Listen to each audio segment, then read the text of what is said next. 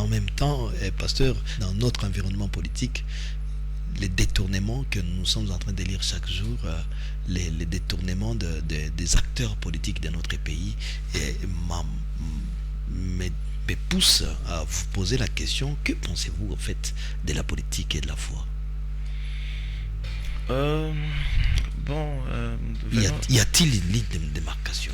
Je voudrais un peu dire un mot sur les détournements, surtout financiers, hein, les détournements surtout financiers.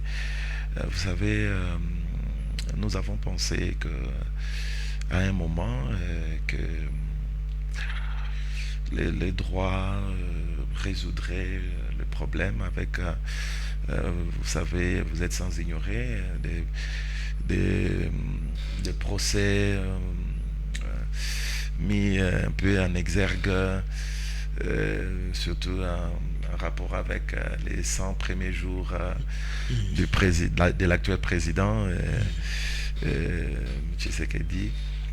On a pensé, hein, en tout cas, en tant qu'intercesseur, on a pensé vraiment que nous avions, à ce moment-là, été exaucés par Dieu et que les détournent, comment on les appelle, ceux qui détournent de l'argent de la République seraient maintenant jugés, mis en prison ou rembourseraient.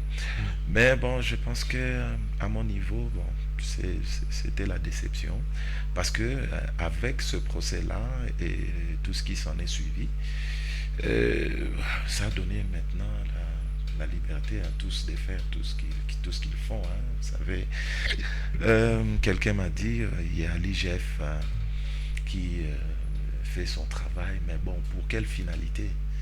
Qui a déjà rendu ce qu'il avait détourné? Quelle est cette personne qui a été emprisonnée, qui a fait sa peine pour les détournements en son compte? Vous voyez, je pense que c'est quand même quelque chose qui est déplorable. Alors, s'il faut dire un mot sur la foi et la politique, nous avons dans la Bible des hommes politiques qui étaient attachés à Dieu. Hein. Vous savez, même quand on commencerait par Abraham, Isaac, Jacob, ce sont des gens qui ont été dans la politique de leur époque. Hein, les patriarches.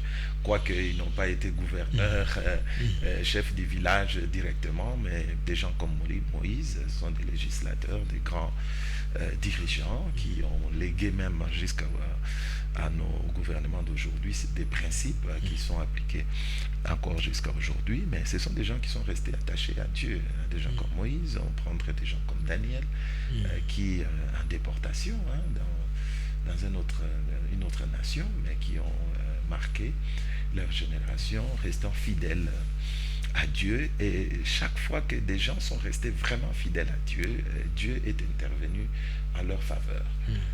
Ça, il faut se baser sur la Bible.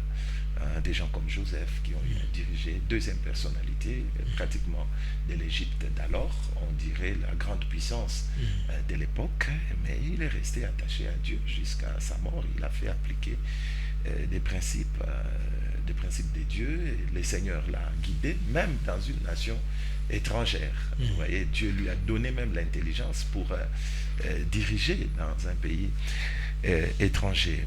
Bon, malheureusement, moi, ce que je constate aujourd'hui, c'est que même la plupart de nos frères qui accèdent à des postes de direction ou d'autorité, c'est comme s'il y a un lavage des cerveaux, ou bien il y a quelque chose qu'on enlève, et en partant, ils partent avec des bonnes idées, mais quand ils y arrivent, je crois que peut-être c'est l'argent qui crée ces problèmes. Donc, je ne sais pas trop expliquer, mais on ne peut pas dissocier la politique de la foi, hein, ou de la religion, s'il faut utiliser un terme plus répandu. On ne peut pas dissocier parce que on ne va pas empêcher aux chrétiens d'exercer dans la politique, mais seulement il faudrait qu'ils puissent rester dans les voies de Dieu, que Dieu ne soit pas seulement un slogan, Que Dieu ne soit pas seulement un slogan. Il ne faudrait pas que l'on dise seulement Dieu. Il ne faudrait pas que Dieu ne se limite que dans des prières d'ouverture, des réunions, des conférences. Mais il faudrait que Dieu soit impliqué dans la gouvernance, dans la direction, dans la gestion. Que Dieu soit impliqué, entre autres, que le chrétien ait les mains pures dans la gestion de la chose publique. Vous voyez, bon, je crois que il y a à boire et à manger là-dedans. Non, parce que sinon, nous, de par ce que nous voyons, je ne sais pas comment je peux qualifier cet aspect, mais c'est comme si je dirais que le leader spirituel accompagne les politiciens dans leur forfait. Dans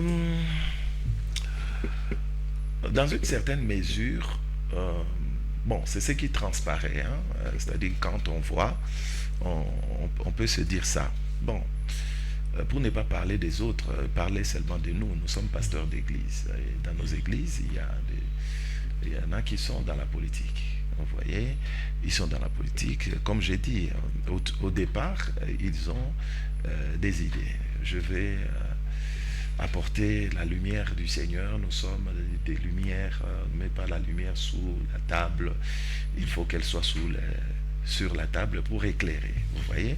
Et quand ils accèdent au pouvoir, bon, le pasteur est là à côté. Les gens voient le pasteur. Les gens, bon, le pasteur, en fait, il est associé, comme j'ai dit là, le pasteur est associé à des prières d'ouverture. Bon, le politicien veut montrer qu'il a son pasteur à côté de lui. Très bien. Vous voyez, c'est ça ce qui transparaît. Il a son pasteur à côté de lui. Mon pasteur, c'est lui qui fait la prière d'ouverture. Mon pasteur, c'est lui qui fait la prière à mon investiture. Mon pasteur, c'est celui-là qui est, vous voyez. Hein. Mais est-ce qu'il applique les conseils du pasteur? Vous voyez?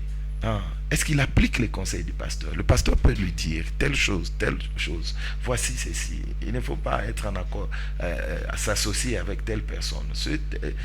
Dieu peut dire au pasteur, le pasteur fait arriver à son fidèle qui est député, gouverneur, futur président de la République.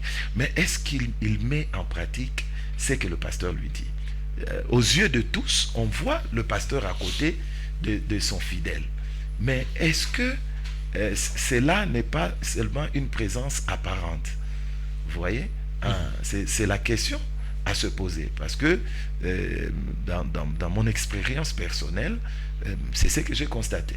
Donc, quand la personne est nommée, le pasteur vient prier pour mon bureau. Vous voyez, une sorte de... il faut désenvoûter. On ne sait pas qu'est-ce qu'on a planté là avant moi. Vous voyez, mais tout le monde voit le pasteur venir. Vous voyez, quand la personne est menacée, il y a des émotions, des défiances et tout ça, mon pasteur doit venir prier pour moi. Vous voyez, bon, il y a des photos, il y a des images et tout. Mais c'est que le pasteur lui dit en secret. Est-ce qu'il applique? C'est là que l'image du pasteur est ternie, parce que des gens se disent, ben, le pasteur bouffe avec son fidèle, il cautionne les forfaits de son fidèle, mais moi je dis, par rapport à mon expérience personnelle, ben, c'est pas le cas. C'est le fidèle qui n'associe les pasteurs que quand il y a question de visibilité.